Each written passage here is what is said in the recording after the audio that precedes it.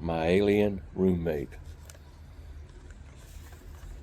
Ethan slammed his door behind him, his backpack sagging off one shoulder. I'm done for today. Lyra, I need peace. Absolute, uninterrupted peace. He tossed his bag on the bed and sank into his chair, only to find himself staring at his alien roommate.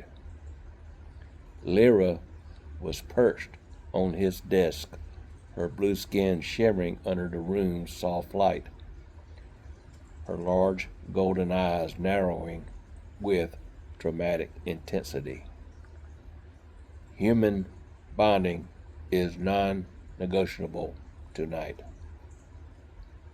she declared, twirling a stray lock of her silvery hair. Ethan frowned. What are you talking about? I just spent 8 hours in a meeting where no one bonded over anything except passive-aggressive coffee orders. Lyra ignored his sarcasm, gliding to the door and locking it with an almost ceremonial flourish. Tonight, you will educate me in the ways of human connection, and there will be no escaping until the ritual is complete. Wait, you locked the door? Ethan sat upright. Lyra, you can't just trap me in here. Your objections have been noted and dismissed, she said with a toothy grin. Let us commence. Ethan groaned. Fine. What do you want this time? Another round of guess that idiom? Because last time you thought raining cats and dogs involved actual pets falling from the sky. Lyra crossed her arms. That was a valid interpretation. Your idioms are unnecessarily cryptic. Before he could respond, she grabbed a blanket and draped it over both of them. First step, create emotional warmth. Humans say breaking the ice involves warmth. Yes? Ethan's eyes widened. That's not... Wait. Breaking the ice doesn't mean literally warming up. But humans also say cold shoulder, which suggests emotional chilliness, is bad. She wrapped the blanket tighter around them. Thus, warmth is the solution. Simple logic. It's not logic. It's a blanket, Ethan, tossing it aside. Breaking the ice just means getting comfortable with someone. You don't need this. Lyra tilted her head, visibly confused. Comfortable, you say? So spoons? Ethan blinked. Humans use the term spooning to describe closeness, she explained, producing a little spoon from her pocket. Shall we proceed with the spoons? Ethan bared his face. Oh my God, Lyra, spooning isn't about actual spoons. Then explain it to me, she demanded, leaning in so close that her warm breath tickled his cheek. He hesitated, cheeks burning. It's a kind of cuddle. Ah, so do you want to cuddle? Lyra clapped her hands in triumph. No, that's not. Why do I even bother? Ethan stood up only for Lyra to block his path. Humans also say don't run from your problems, she pointed out, and this is clearly your problem. Sit back down. Ethan sighed and sat.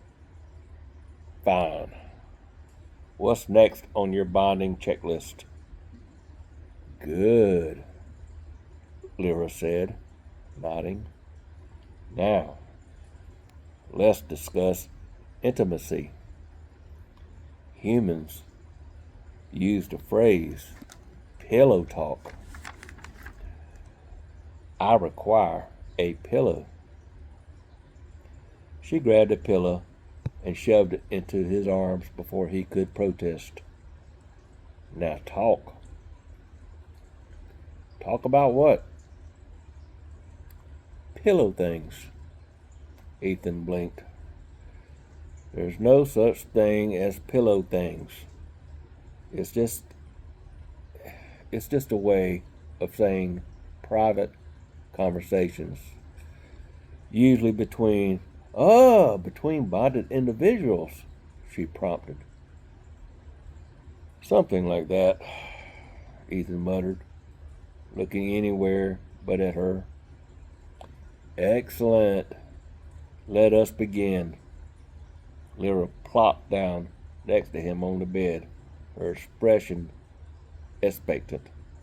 He flinched, gripping the pillow like a shield.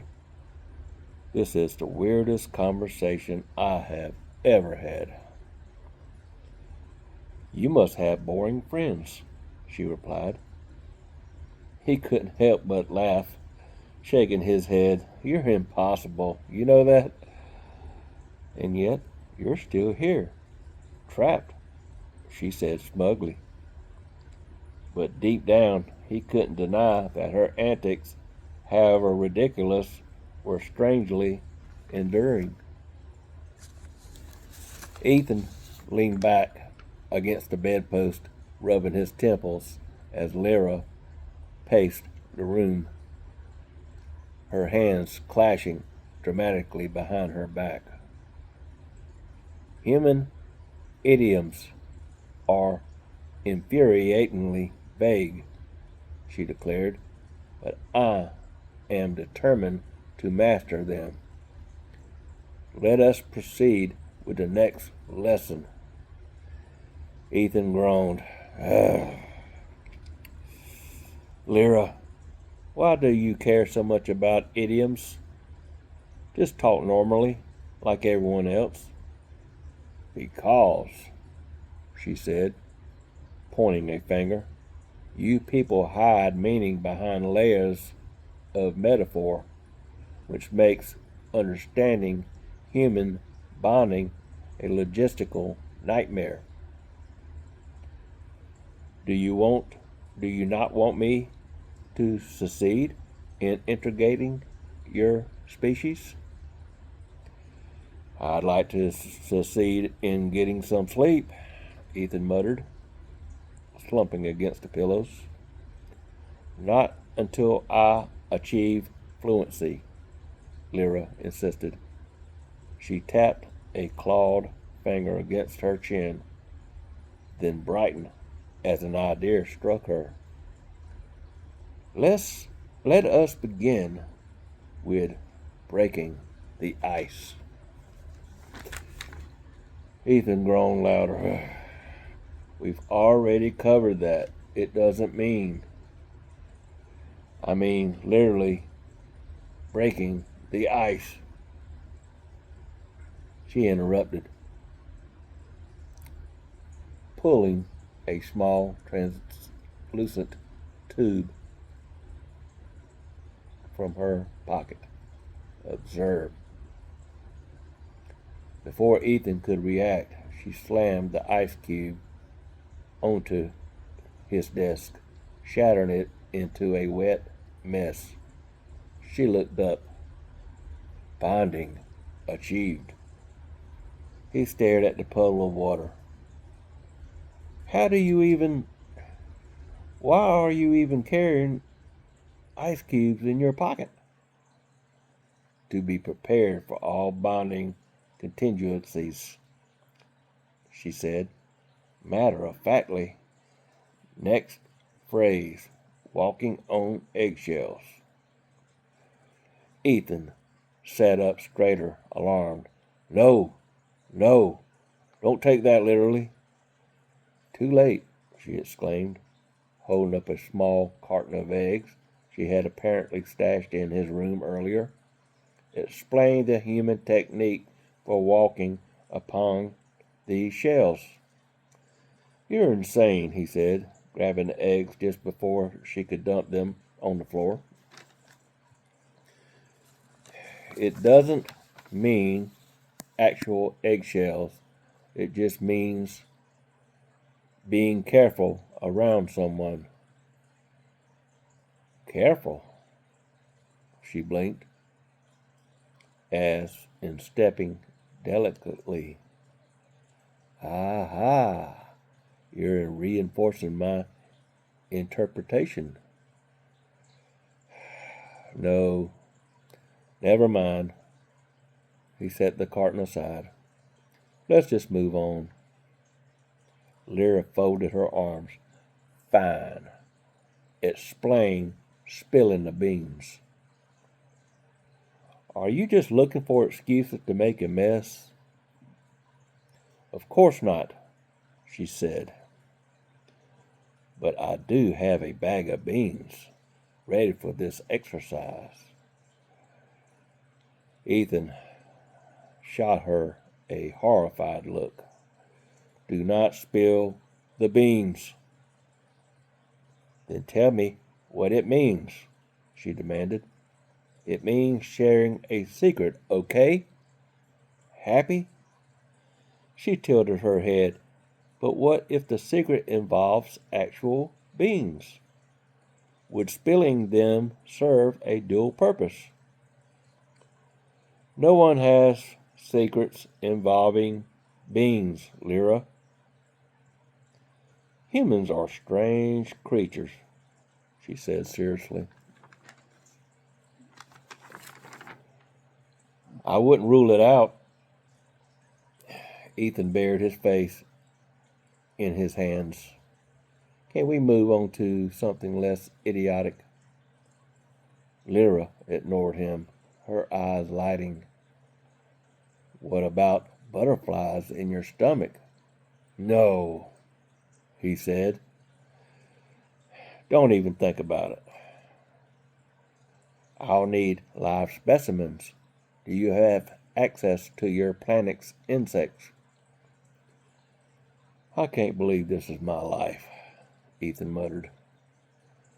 Butterflies in your stomach just means being nervous. No insects required. She frowned, clearly disappointed. Your idioms are unnecessarily anticlimactic. They are not meant to be literal, he snapped. How is that not obvious? Lyra's expression softened slightly.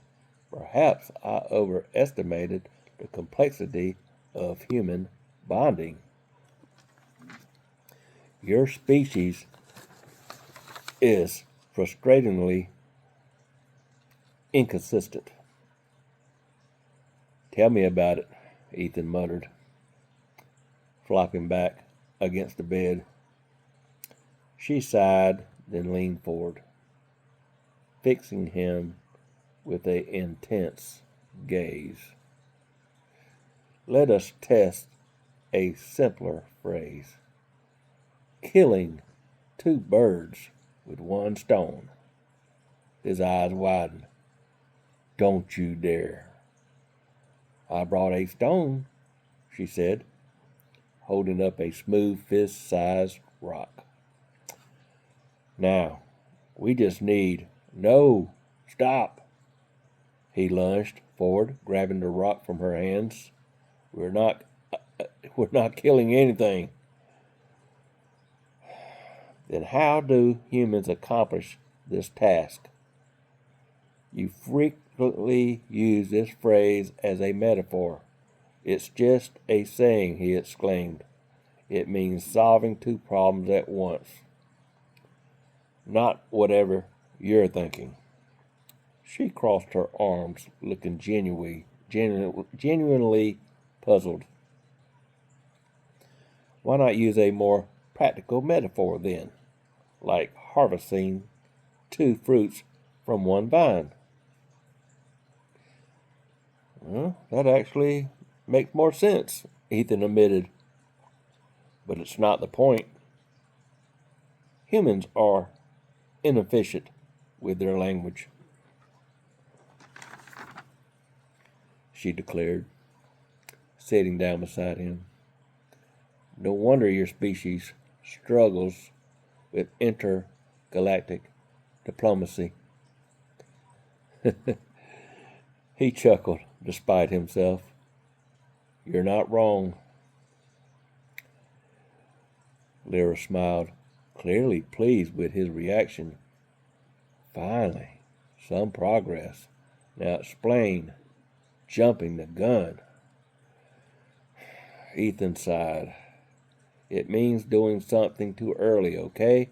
And no, you don't need an actual gun. She tilted her head.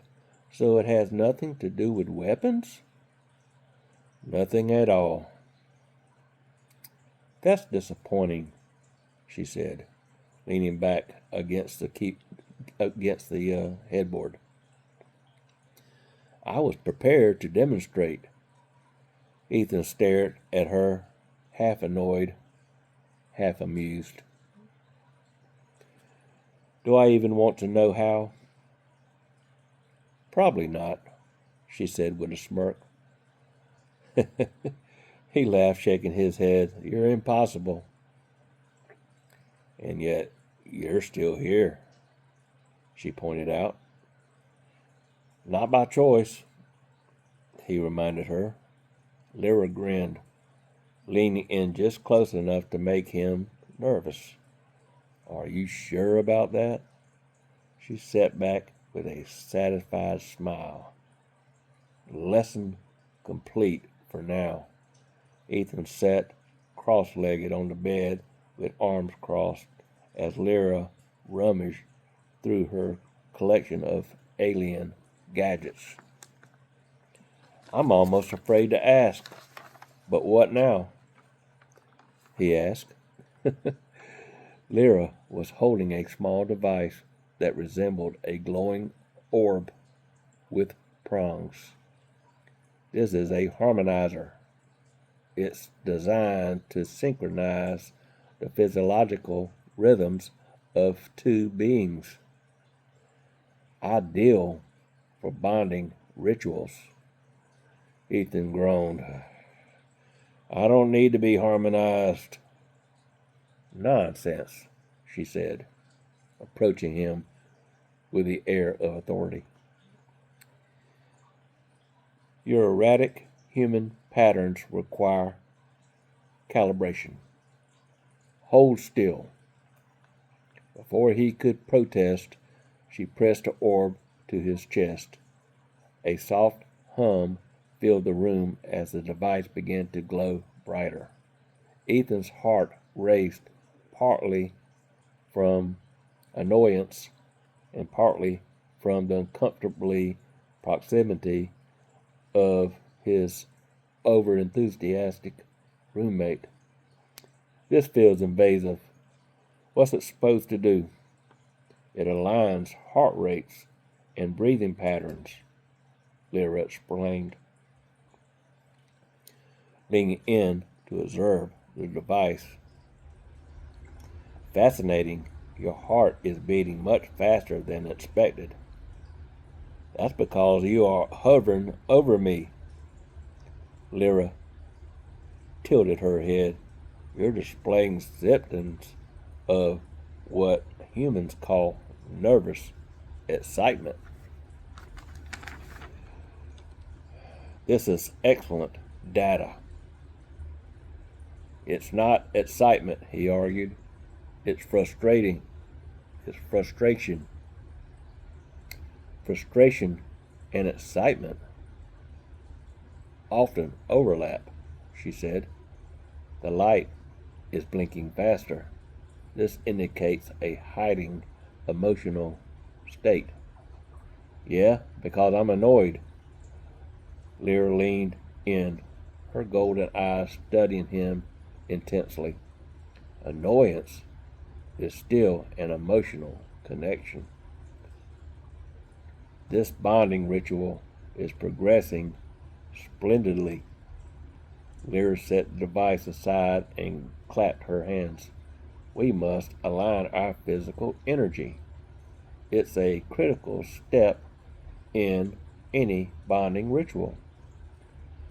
This feels like something you just made up, he muttered, letting her hold his hands. Silence. Focus on the flow of energy between us. Ethan stared at her, unsure whether to laugh or scream. Her steady breathing, the faint glow of her skin. You are turning my bedroom into a science experiment. Experiments are the foundation of understanding, she said, and understanding is the key to bonding. He couldn't help but to laugh. You really have an answer for everything. Of course, she said with a smug smile. Now, let's proceed to the next phase. Wait, there's more? Ethan asked, his laughter fading. Lyra retrieved another device. This one resembled a small translucent disc. This is a sensory amplifier.